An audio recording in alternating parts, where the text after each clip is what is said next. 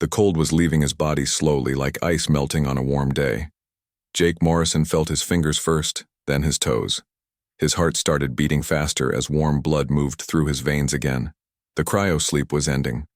But something felt wrong. Jake tried to open his eyes, but they felt heavy. The machine around him was making soft beeping sounds.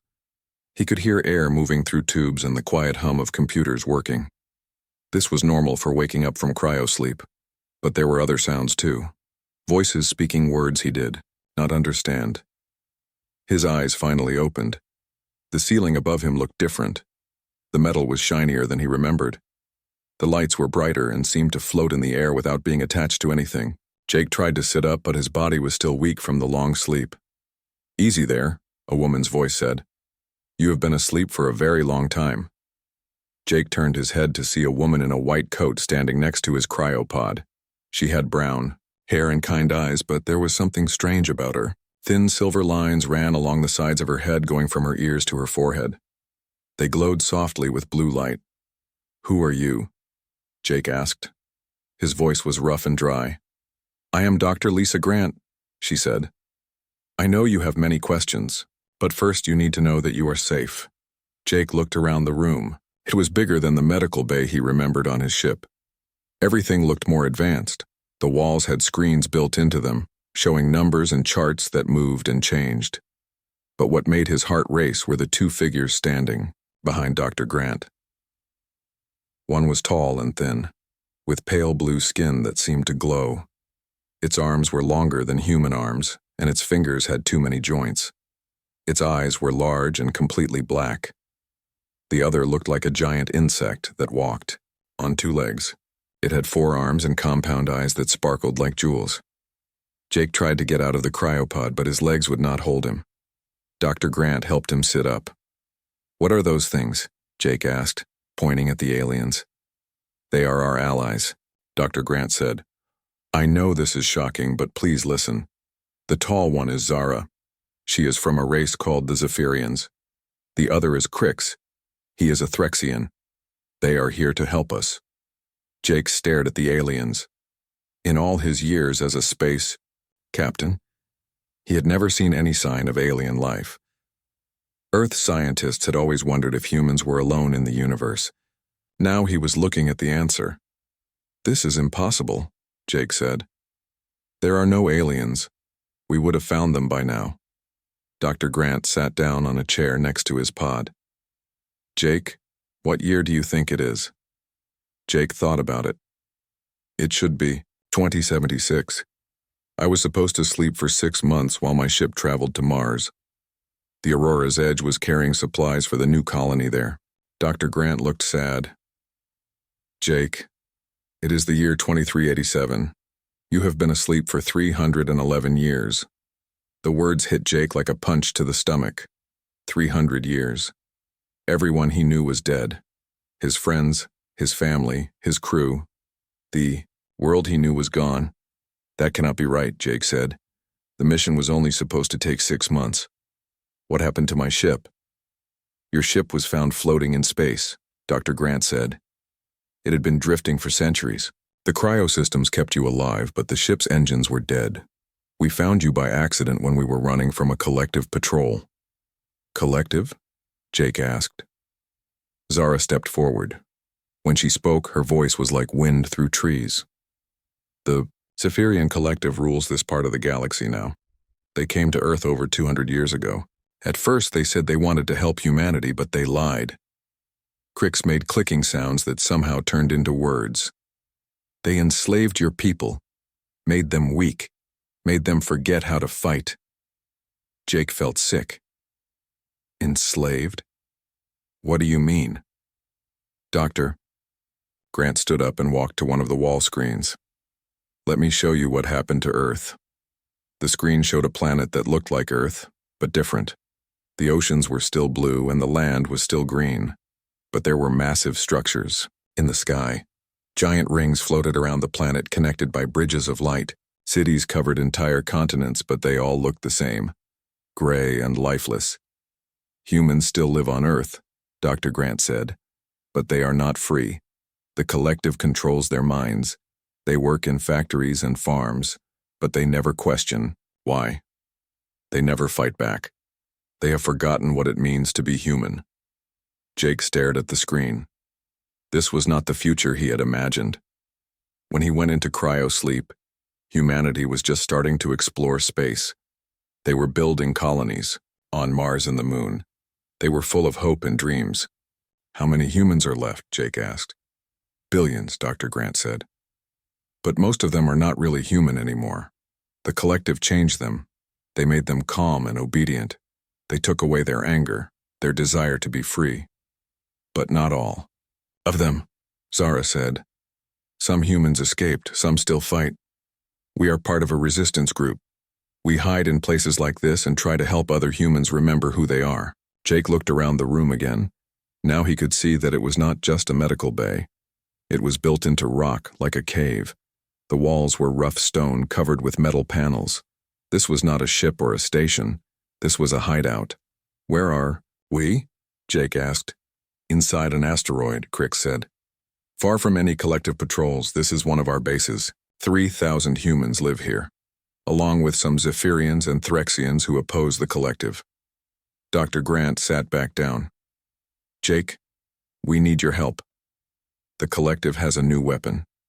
Something that can turn human minds against each other. We call it the psychic virus. It spreads through the neural networks that connect all humans in collective space. Neural networks? Jake asked. The collective put implants in every human brain, Dr. Grant said, touching the silver lines on her head. They said it was to help us communicate better. But really, it was to control us. The implants let them put thoughts into our heads. They can make us do things we do not want to do. Jake felt a chill run down his spine. Do I have these implants? No, Dr. Grant said. You are from before the collective came. Your brain is natural, unchanged. That makes you very special. It might also make you very dangerous to them. Zara stepped closer. There is something else you need to know. The collective fears old humans. Humans from before they came. They have been looking for any survivors from your time. They want to capture them or kill them. Why? Jake asked. Because old humans are different, Crick said. Your minds work in ways that the collective cannot predict or control. They spent centuries making sure no old humans survived. Until now. Jake tried to stand up again. This time his legs held him. He was weak, but he could walk. How many other people from my time are still alive? As far as we know, Dr. Grant said, you are the only one. The weight of those words settled on Jake like a heavy blanket. He was the last human from the old world. The last person who remembered what humanity was like before the aliens came. The last person who had lived when humans were free. What do you want from me? Jake asked. Dr. Grant smiled for the first time since he had woken up. We want you to help us remind humanity what it means to be human. We want you to help us fight back. We want you to help us win. Jake looked at the aliens who had become humanity's allies. He looked at Dr. Grant with her implants and her hope. He looked at the screens showing Earth under alien control. He was no longer Captain Jake Morrison of the Aurora's Edge. He was something else now, something the galaxy had never seen before. He was the last free human, and he was going to make sure he would not be the last for long. Jake spent the next few days learning to walk again.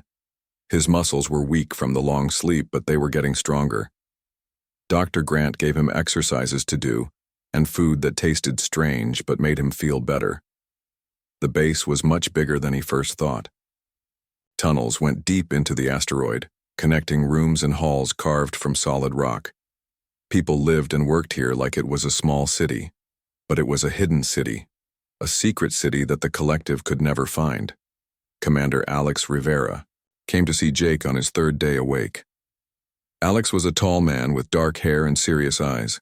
He walked like a soldier, but his uniform was patched and worn. Jake could tell this man had been fighting for a long time. Captain Morrison, Alex said, shaking Jake's hand. I am sorry we had to wake you up like this, but we need you to understand what happened to your people. They walked through the tunnels, together. Jake saw families living in small rooms cut into the rock. Children played games in the halls while their parents worked on machines and computers. Everyone looked thin and tired, but they also looked determined. "How long have you been fighting?" Jake asked. "My whole life," Alex said. "My great-grandmother was alive when the collective came. She told stories about the old days, about when humans could think for themselves. Most people think those stories are fairy tales now."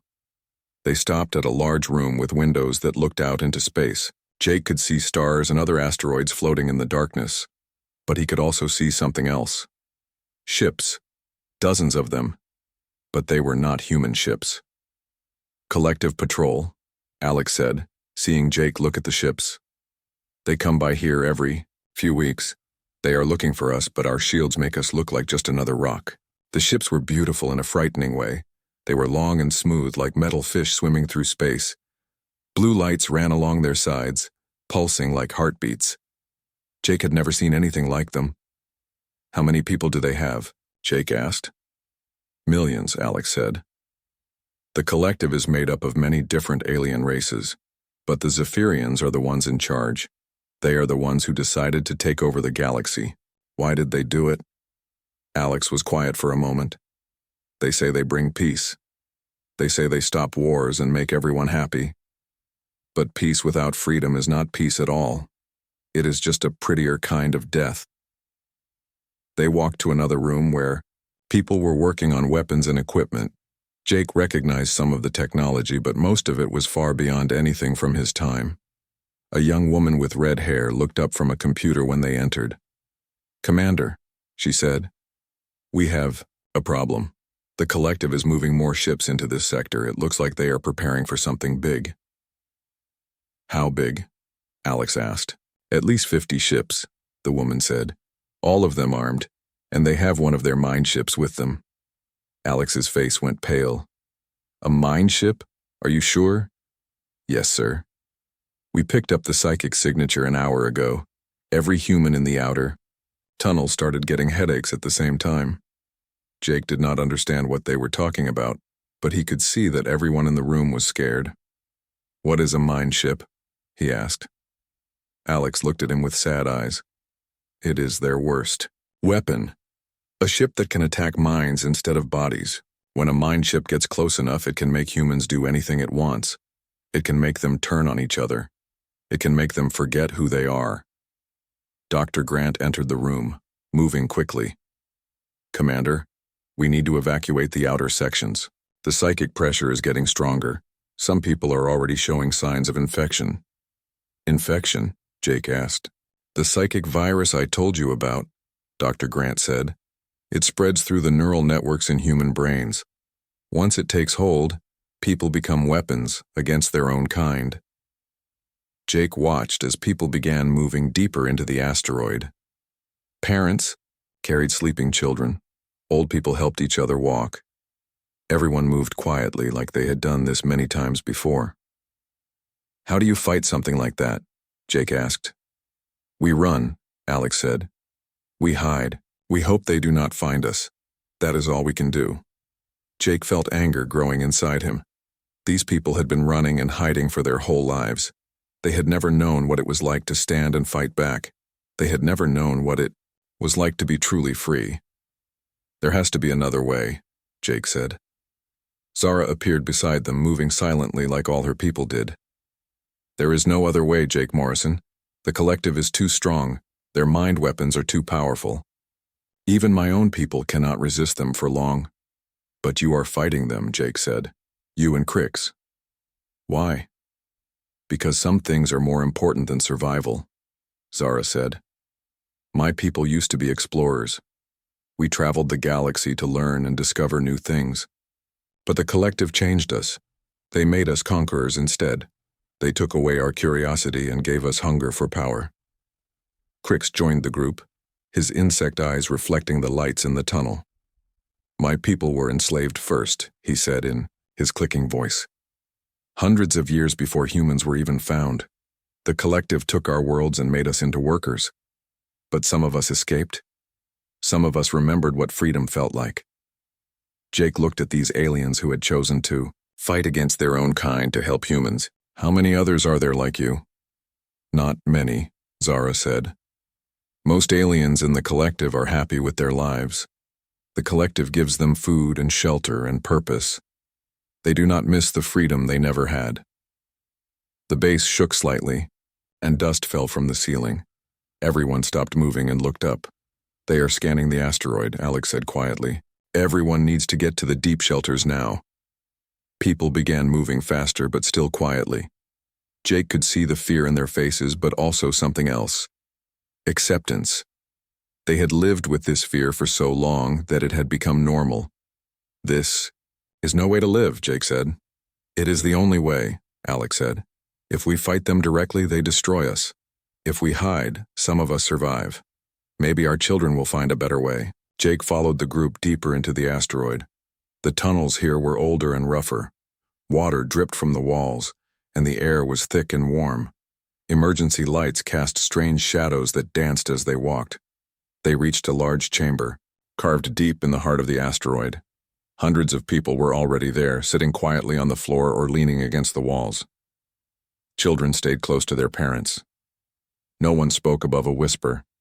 Dr. Grant sat down next to Jake. The deep chamber is shielded, she said quietly. The collective cannot scan through this much rock and metal, but we might be here for days.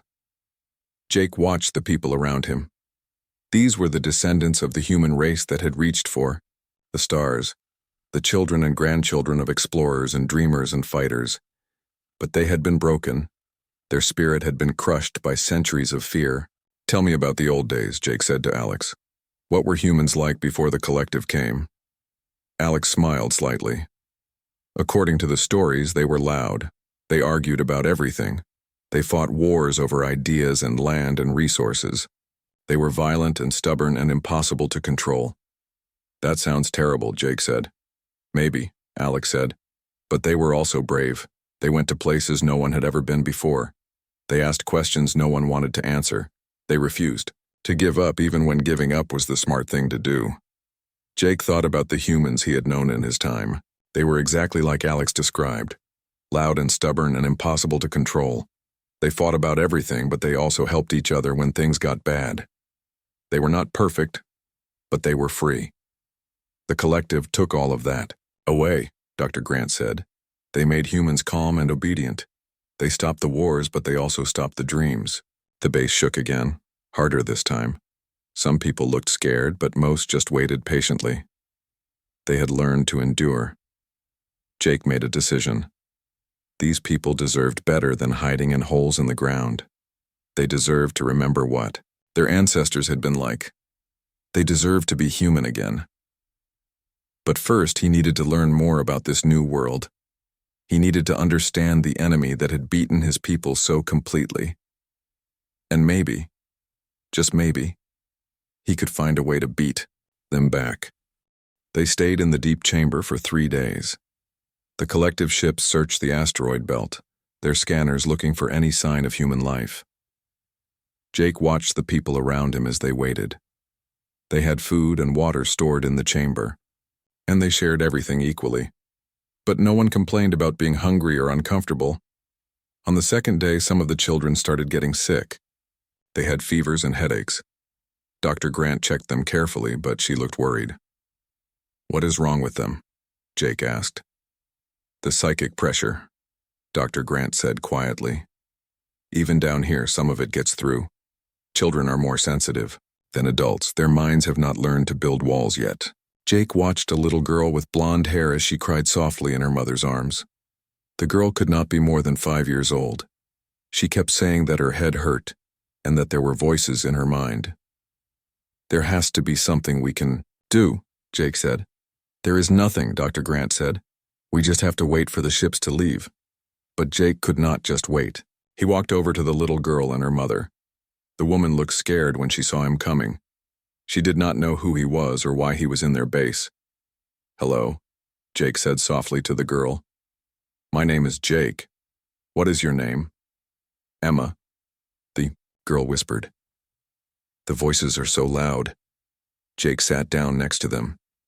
He did not know why, but he felt like he should try to help. What do the voices say? They say I should not trust anyone, Emma said. They say everyone wants to hurt me. They say I should hurt them first. Jake felt cold. This was what the psychic virus did. It made people afraid of each other. It turned families into enemies. Emma, Jake said, do you trust your mother? The little girl looked at her mother, then back at Jake. The voices say I should not. But what do you think? Not the voices, you. Emma was quiet for a moment. I love my mother. She takes care of me. Then trust yourself, not the voices, Jake said. You are stronger than they are. Something strange happened. As Jake spoke to Emma, he felt something moving in his mind. It was like a warm feeling spreading through his thoughts. The little girl's eyes got brighter and she stopped crying. The voices are getting quieter, Emma said. Her mother stared at Jake with wide eyes. How did you do that? Jake did not know. He had just wanted to help the little girl, but somehow he had made the psychic attack weaker. Other people in the chamber had noticed too. They were looking at him with surprise and hope. Dr. Grant came over quickly. Jake, what did you just do? I do not know, Jake said. I just talked to her. Dr. Grant pulled out a small device that beeped and flashed with lights. She pointed it at Jake and the beeping got faster. This is impossible, she said. Your brain activity just spiked, but not in a normal way. It is like you absorbed some of the psychic energy that was affecting Emma. Absorbed it? Jake asked. The readings showed that the psychic pressure in this area dropped by 20% when you were talking to Emma. It is as if you pulled the attack away from her and into yourself. Zara approached them, her black eyes wide with surprise. This should not be possible. Humans cannot manipulate psychic energy. That is why the collective can control them so easily. But Jake is not like other humans, Crick said, his compound, eyes glittering. He is from before the modifications, before the collective changed human minds to make them vulnerable. More children in the chamber were getting sick. Jake could see parents holding their crying children, not knowing how to help them.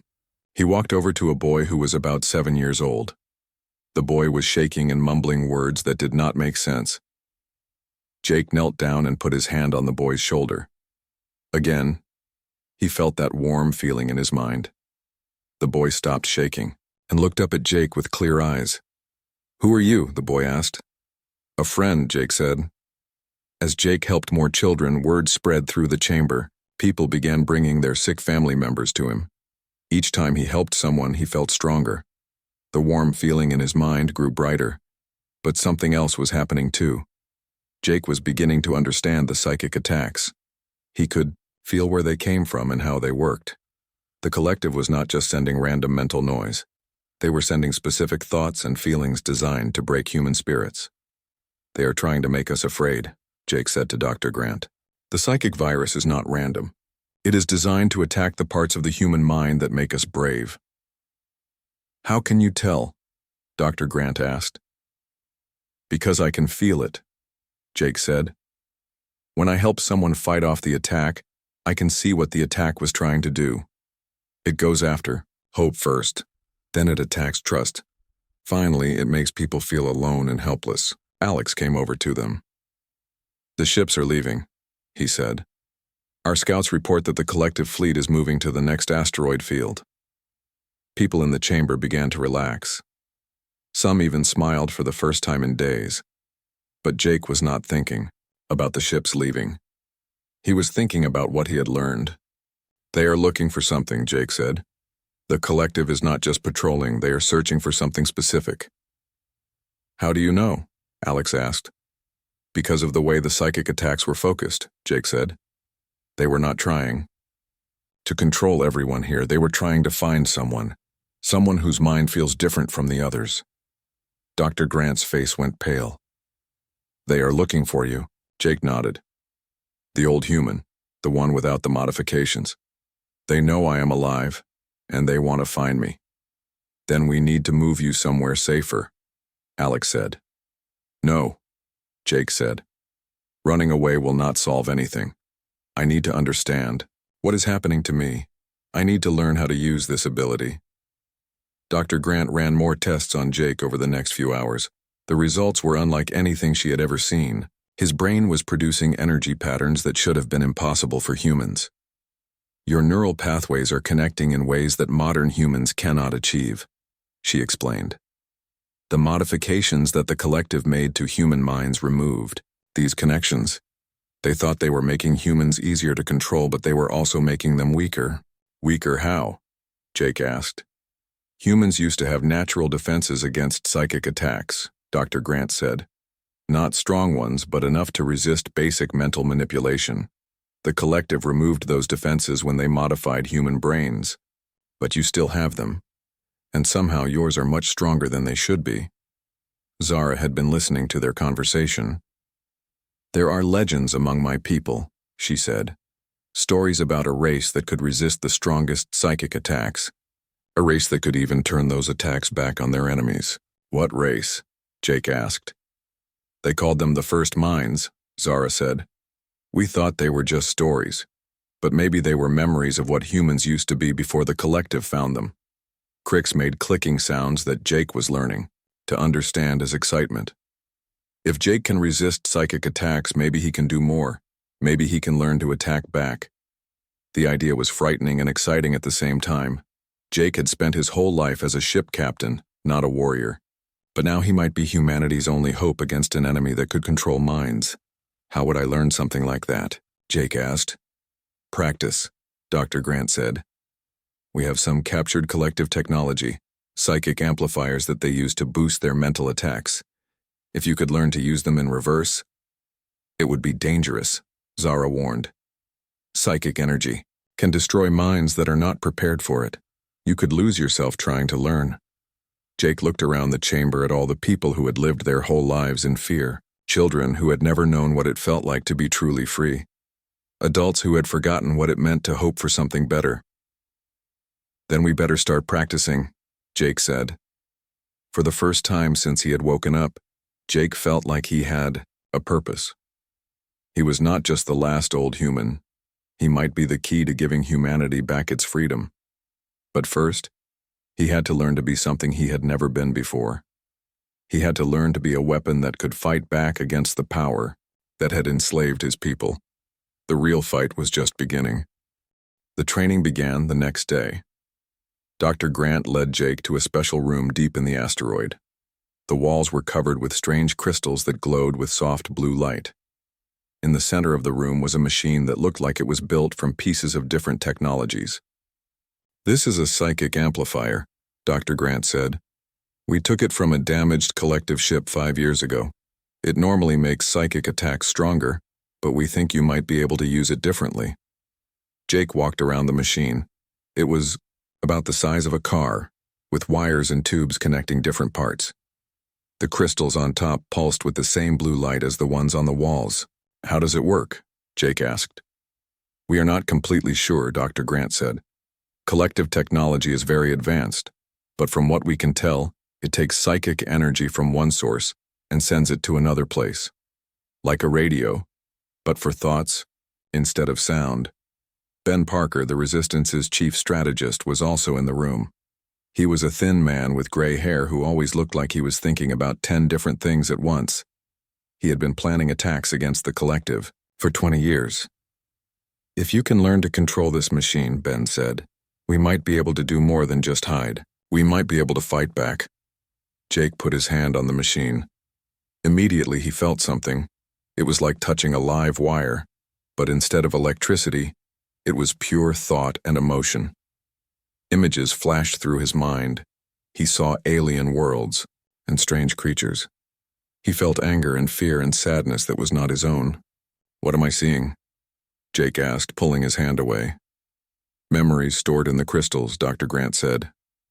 Every time the machine is used, it leaves traces of the thoughts that pass through it.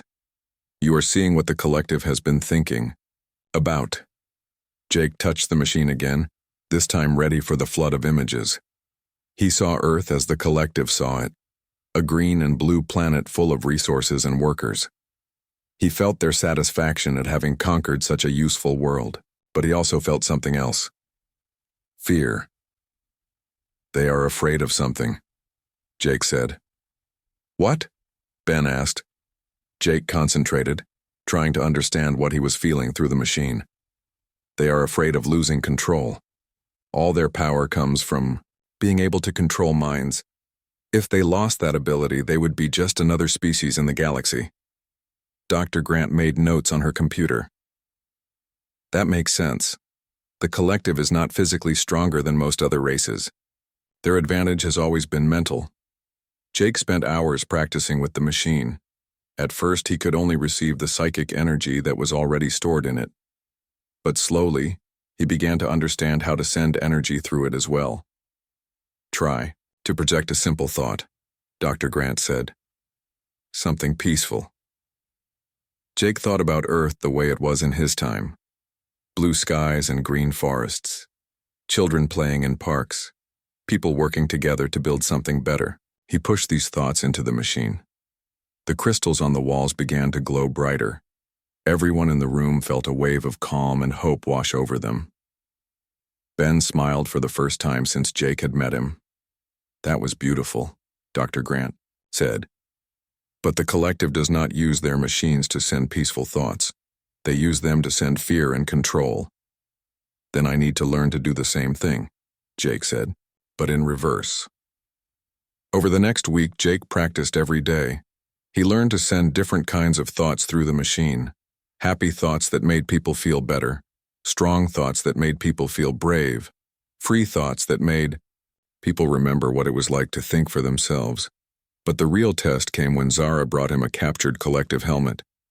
It was made of the same blue crystal material as the amplifier, but it was designed to be worn by a person. This is what collective soldiers use to control human minds, Zara said. If you can learn to use it, you might be able to turn their own weapons against them. Jake put on the helmet. The world changed around him. Suddenly, he could feel the minds of everyone in the base. He could sense their thoughts and emotions. He could feel their fears and hopes and dreams. But he could also feel something else. A dark presence pressing against the edges of his awareness. The collective was still out there, still searching for him. And now they were getting closer. I can feel them, Jake said.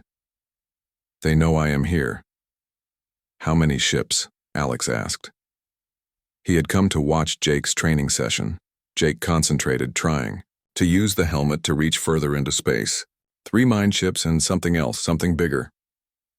A control ship, Zara said, her face pale. They only bring those for major operations. Ben started pacing around the room. We need to evacuate the base. Get everyone to the backup locations. No, Jake said. If we run now, they will just follow us. We will never be safe.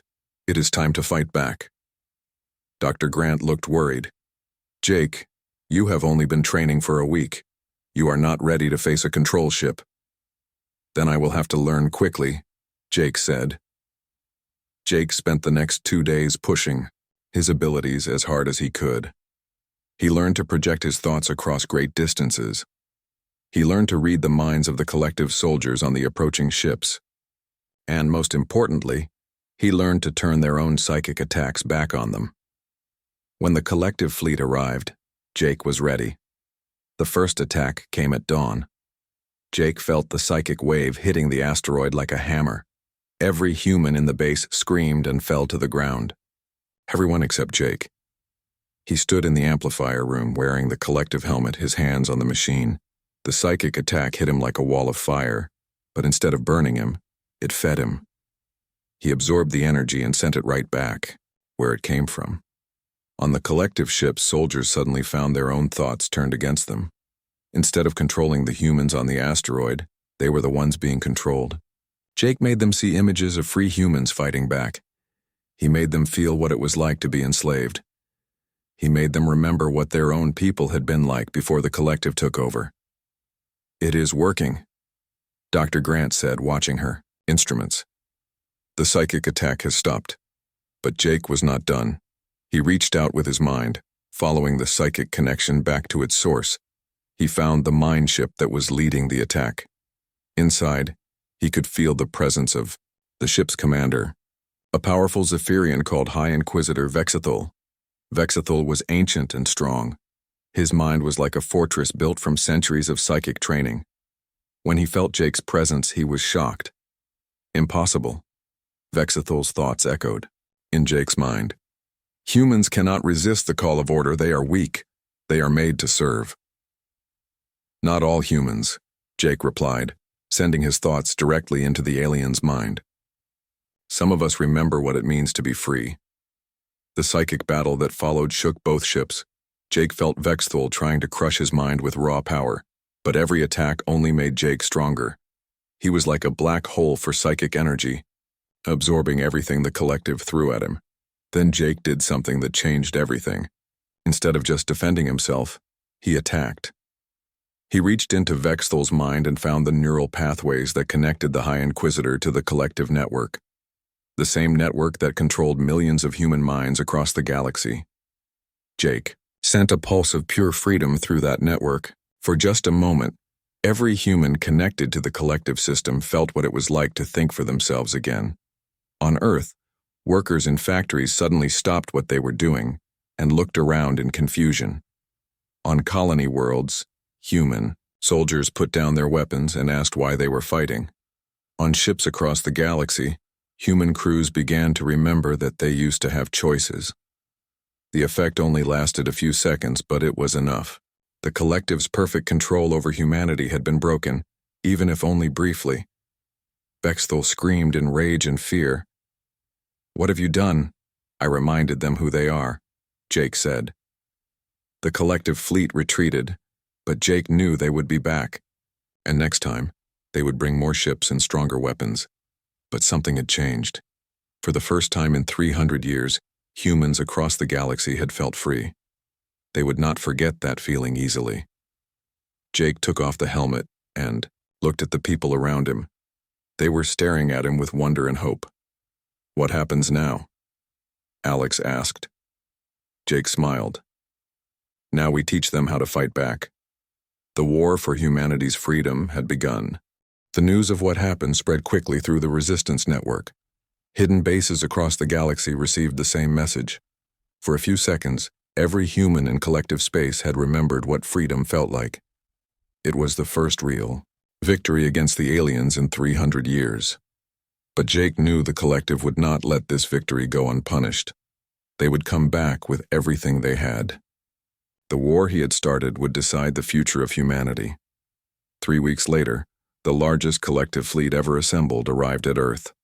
200 ships surrounded the homeworld of humanity. At the center of the fleet was a massive vessel that looked like a floating city. It was the collective's ultimate weapon, the Mind Throne. Jake stood on the bridge of the Resistance flagship, the Freedom's Call. It was not much to look at compared to the collective ships. The Freedom's Call was built from parts of dozens of different vessels, patched together with determination and hope. But it was humanity's ship and it was free. Captain Amy Collins commanded the Freedom's Call. She was the great-granddaughter of one of Earth's last naval officers. Her family had kept the old traditions alive, even when the collective tried to make them forget. She was a small woman with fierce eyes and hands that never stopped moving. "Jake," Amy said, "are you ready for this?" Jake looked out at the collective fleet. Each ship was beautiful and perfect and deadly.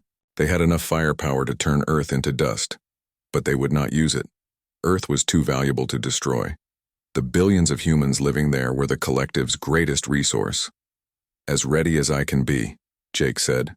The resistance had grown since Jake's first victory. Humans on dozens of worlds had begun to rebel. Some had been crushed quickly, but others had succeeded in breaking free from collective control. The galaxy was full of small wars now, with free humans fighting against their former masters. But this battle would decide everything. If Jake could break the collective's control over Earth, humanity would be truly free. If he failed, the rebellion would die. Jake walked to the special chamber they had built for him on the ship. It was filled with captured collective technology. Psychic amplifiers, neural networks, and mind control devices that had been turned against their creators. At the center of it all was a chair built from the same crystal material as the alien ships. Dr. Grant was waiting for him. She had worked day and night to prepare the equipment. Dark circles under her eyes showed how little sleep she had gotten. C'est bon? Neural link is ready, she said. But Jake, I have to warn you. What you are about to try has never been done before. You will be connecting your mind directly to the collective's central network. If something goes wrong, you could lose yourself. Completely. Jake sat down in the crystal chair. If I do not try, we lose everything anyway. Amy's voice came through the ship's speakers.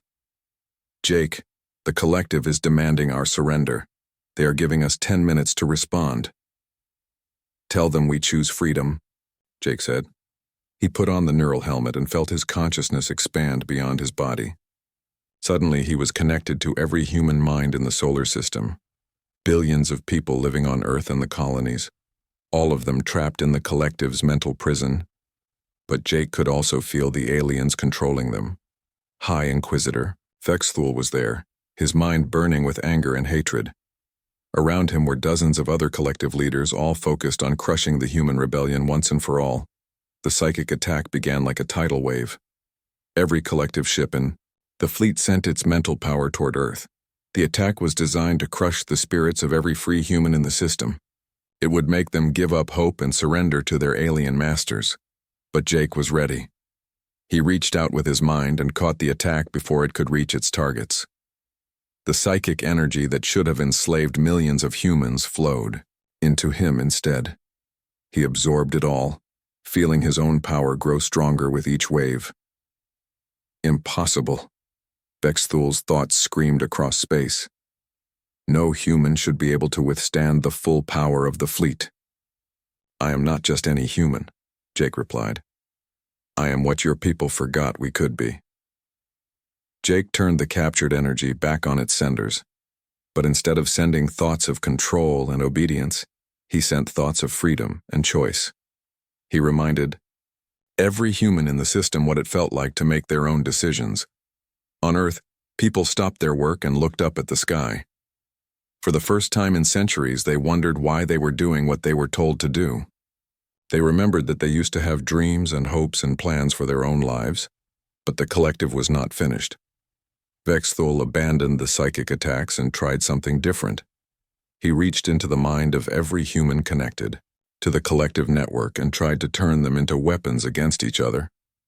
Jake felt millions of minds being twisted with hatred and fear. Fathers were being made to hate their children.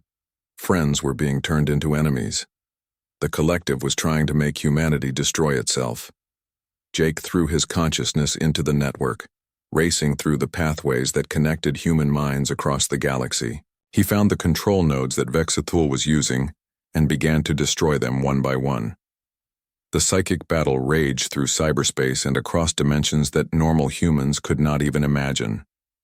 Jake and Vexthul fought with thoughts and emotions, as weapons, trying to control the same network from opposite ends. But Jake had an advantage that Vexthul did not expect. Every human he freed from mental control became another source of power for him. As more people remembered what freedom felt like, Jake grew stronger. On ships across the collective fleet, human crews began to rebel against their alien commanders. They had been slaves for so long that they had forgotten they had a choice. But now they remembered, and they chose to fight.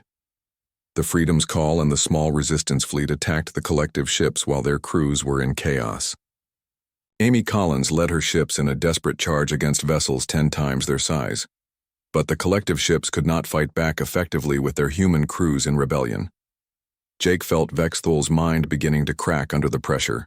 The High Inquisitor had spent his whole life believing that the collective was perfect and unbeatable, but now he was watching it fall apart as humans across the galaxy chose freedom over safety. You have doomed your species, Vexthul projected into Jake's mind. Without the collective's guidance, humans will destroy themselves. You are animals who need to be controlled. Maybe we are animals, Jake replied, but we are free animals. And free animals fight back when someone tries to cage them.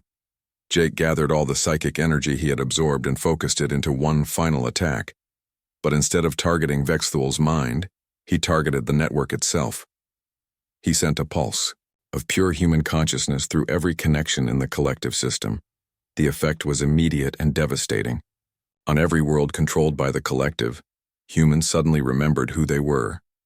The artificial limitations that had been placed on their minds for centuries simply disappeared. They remembered their history, their culture, and their desire to be free. The collective fleet around Earth began to retreat as their human crews took control of the ships. On the Mind Throne, Vexthal screamed in rage and defeat as his perfect system crumbled around him. Jake opened his eyes in the crystal chair. Dr. Grant was leaning over him, checking his vital signs. "Is it over?" she asked. Jake smiled and looked out at Earth through the ship's viewports. The planet looked the same as always, blue and green and beautiful. But now it was free. "It is just beginning," Jake said. Across the galaxy, billions of humans were waking up to a new reality. They had choices to make and lives to live. Some would make mistakes and some would struggle with their newfound freedom. But they would do it as free beings, not as slaves. The age of human submission was over. The age of human choice had begun. And Jake Morrison, the last man from the old world, had lived to see his people become free again.